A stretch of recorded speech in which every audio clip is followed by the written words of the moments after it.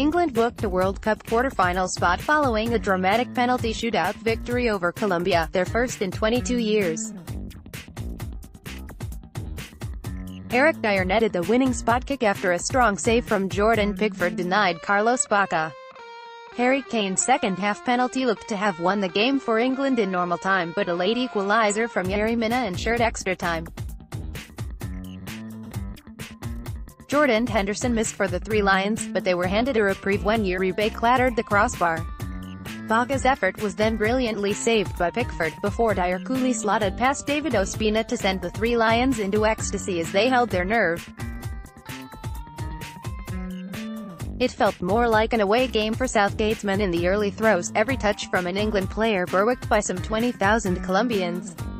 England settled well, however, looking to get off to another fast start. Sterling made a smart channel run to win a free kick for handball off Yerry Minna after just 5 minutes, but Ospina punched clear Ashley Young's Nswinga.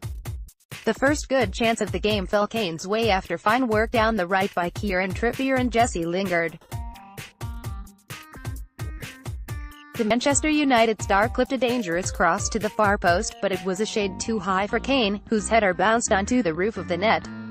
Image, AFP. Colombia gradually grabbed more of a foothold, with the diminutive playmaker Juan Quintero increasingly busy. He fired one shot goalwards, but it was well held by Jordan Pickford. But shorn of starman James Rodriguez due to injury, their final third threat was intermittent. The flashpoint of the first period came some 5 minutes before the break. Kane dropped deep to build play before being brought down 25 yards from goal. As Trippier sized up an effort on goal, Wilmar Barrios planted his head on Jordan Henderson, initially on the Liverpool man's chest and up to his chin. Henderson hit the deck, but after apparently consulting the VAR officials, Geiger produced a lenient yellow card.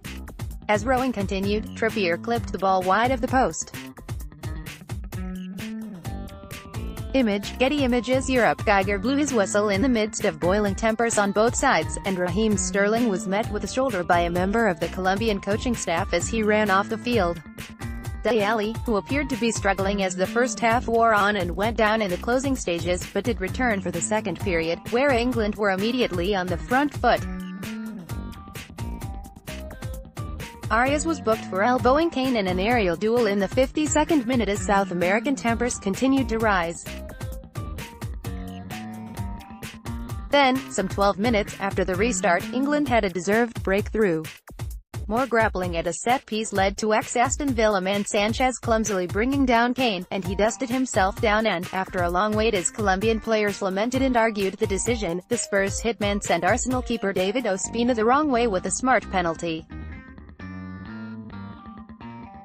Image, AFP. Image, AFP. Image, Getty. Kyle Walker produced a moment for his personal scrapbook when he nutmegged an increasingly irate Radamel Falcao and England built a couple of nice breaks down the left. Sterling, Young and Ali all enjoyed some success, but when Lingard burst into the box he could not find the final ball. Jamie Vardy replaced Sterling, who had run himself into the ground, while Dier came on to stiffen up the area in front of the defense, entering to partner Henderson at the base of midfield and see the game out. But it didn't work. In the second minute of injury time, the Three Lions were indebted to Jordan Pickford, who sprung full length to deny a stunning 30-minute effort from Mateus Uribe, turning it round the post.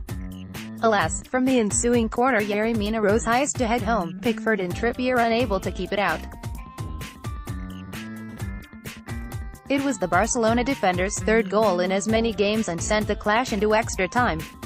Image, Getty Images Europe. Image, Reuters. Emboldened, Colombia looked the side most likely to take the lead in the first half of extra time.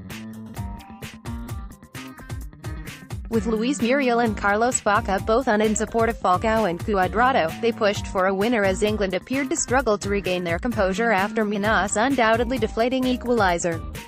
Stones made an excellent tackle on the edge of his own box while Maguire did enough to put off Falcao as he headed towards goal. Davinson Sanchez, largely impeccable, also powered an effort wide. England rallied in the second period, Danny Rose firing wide after good work down the left before Dier missed a gilt-edged chance from another excellent Trippier delivery. He held his nerves and made no mistake from 12 yards however to book a spot in the last 8. Here are 7 talking points from our colleagues at the Mirror. 1. Southgate's alley call. Image, AFP. Gareth Southgate made the call to go with his plan A in Moscow, slotting Dele Alli back into the starting 11 after his injury absence. Alli had started the opening game of the tournament against Tunisia, when England came out firing against the African side, completely dominating with a lightning-quick display in the opening 30 minutes. Then, they should have been 3 or 4 goals up before the break, poor finishing costing them. It wasn't Alli's finest hour in an England shirt, mind, and he was ultimately hooked midway through the second period.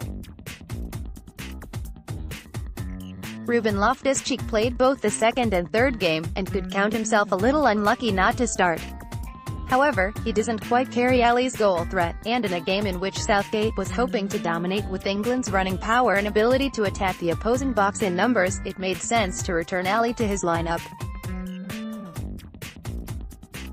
Additionally, in situations such as these, where the player and medical staff insists he's good to go, it makes sense to start the player rather than having to burn a substitution if you bring them on and it doesn't work out. 2. Colombia's formation surprise. Image, AFP. In the absence of starman James Rodriguez, not even a substitute for Los Cafeteros, Jose Pekerman sprung something of a surprise with his choice of formation. The Argentine elected to move away from his usual 4-2-3-1 formation and move to a 4-3-2-1. That meant 3 central midfielders looking to negate Sterling, Alli, and Lingard as they moved in and around the central zone behind Harry Kane, and the 2 Juans, Quintero and Cuadrado, playing much narrower than expected, in and around Jordan Henderson, England's sole anchor in that area. Furthermore, it saw both Colombian full-backs, Santiago Arias and Johan Mojica, pushing up fairly high and making it almost a pair of 1v1 battles down the flanks against Ashley Young and Kieran Trippier. It meant that both of England's outside centre-halves, Harry Maguire and Kyle Walker, had the onus put on them to come out with the ball and build play. 3. Barrios' decision had to be read. Image, Getty Images. Europe. England players were furious that Colombia's Wilmar Barrios only saw a yellow card for his headbutt on Jordan Henderson. Quite what referee Mark Geiger was thinking in not sending off the midfielder only he will know.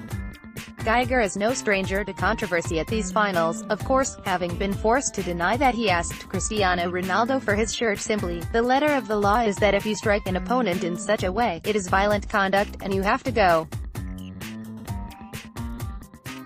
Heck, you can do much less and you should be sent off, just ask David Beckham. That's all regardless of whether you think the Liverpool skipper milked it or not. 4. The cleverness of Kane. Image, Getty Images. Europe. Harry Kane scored his 6th goal of the tournament, his 3rd from the penalty spot, with the coolness and composure that is fast becoming the Three Lions skipper's trademark. There is no doubt that it was a spot kick, Kane being brought down by Carlos Sanchez amid more hands-on defending at a set piece, something which has been an increasingly prevalent part of these finals. But it was noticeable how clever Kane was in the build-up.